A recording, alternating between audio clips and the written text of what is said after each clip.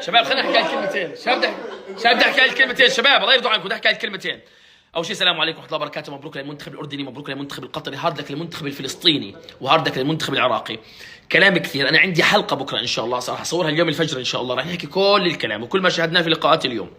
ولكن يا اخوان، الكل بيسالني ما رايك يا محمد في طرد ايمن حسين؟ دخلت بسم الله غبت 10 ساعات عن السوشيال ميديا، عفو الله الرسائل كلها عن طرد ايمن حسين. بدي احكي هالكلمتين يا اخوان. انا شخص باخذ بالقانون، انا انتظر تقرير المباراه لافهم لماذا طرد ايمن حسين. حتى الان ما عندي تقرير المباراه، ممكن لهون لحد ما اصور حلقه يجيني تقرير المباراه فبعرف احكم في الامر.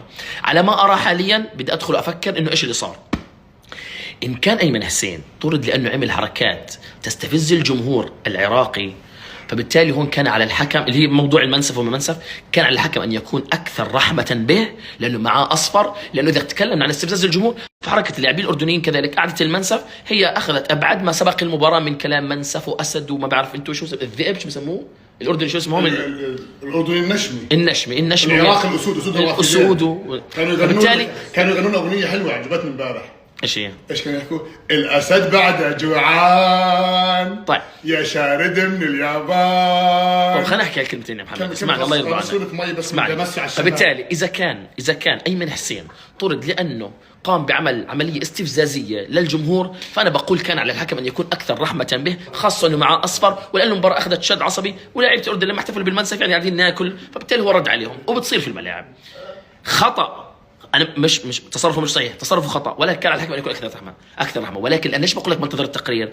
اذا جاء التقرير وقال الحكم فيه اني ناديته، لانه في ناس بيقولوا لي انه ناداه، الحكم قال له ارجع، اتاخرت بدي اكمل المباراه، وتاخر وما رجع وناداه وراح واحتفل واستفز، يعني اخر عطل المباراه. بقول ان ايمن حسين اخل بنظام المباراه وعطل المباراه والحكم نادى وما رجع، هذا اذا ما له دخل ابدا بالمنتخب الاردني او الاستفزاز او اي شيء، فنعم يتلقى بطاقه صفراء ثانيه لانها مخالفه مثل خلع القميص، فعليها يطرد. طيب ليش يا احمد ما تقرر الان؟ الى ان ارى تقرير المباراه وافهم لماذا الحكم الايراني طرد ايمن حسين. هذا هو العدل يا اخوان، هذا هو الانصاف. نهدي نكبح جميعنا شويه يا اخوان ارجوكم، ضبط نفس، نهدي، ما في داعي لمناوشات. بكفينا اللي صار قبل المباراه، ارجوكم الان نضلنا احباب يا اخوان. انا على المستوى الشخصي هاي فلسطين منتخبي طلع يا اخوان، ولكن بكل رياضيه اقول هارد لك المنتخب الفلسطيني حقق اهدافه من الدوره الحمد لله. على كل حال تبقى الاردن والعراق اخوه اشقاء على حدود واحده. بارك الله فيكم، البطوله جميله، فريقين عربيين ذهبوا للامام. قرار الحكم لازم نحترمه، هذا رايي. احنا طول عمرنا نحترم الحكام. طيب ماشي، الى ان يصدر التقرير.